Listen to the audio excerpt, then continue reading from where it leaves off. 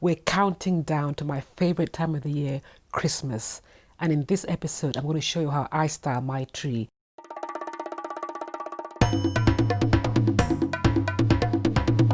Hello interioristas, I'm Ash Appleton. Welcome back to An African Eye. This is how I styled my tree in 2019. I love a natural looking tree, so I just basically walked out my front door and went looking for twigs and then styled them like this.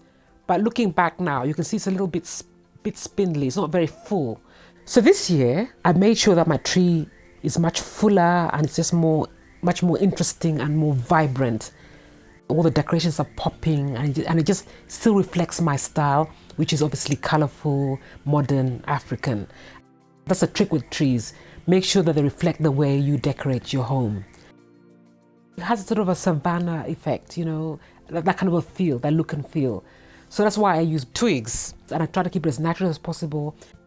It's actually a very cost-effective way of styling as well, because you literally walk out your front door and you look for twigs and then you style them. I painted the twigs as well. So I painted them by like a chocolate brown so that the decorations could pop. It beats having to go out and buy an expensive artificial tree that doesn't look quite right in Kenya when you think about it, because these trees are designed for colder northern hemisphere climates. I don't have a theme per se when it comes to Christmas trees. I just like to layer. Sometimes I buy new decorations and I add to them. This year I haven't really done anything new in terms of decorations. These are the ones I've had for quite a while. Quite a few of the decorations, like these angels, which I absolutely love, are handmade in Kenya.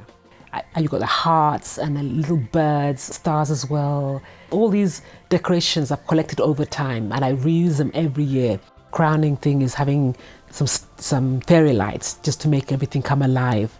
But as you can see, it's actually a very simple setup.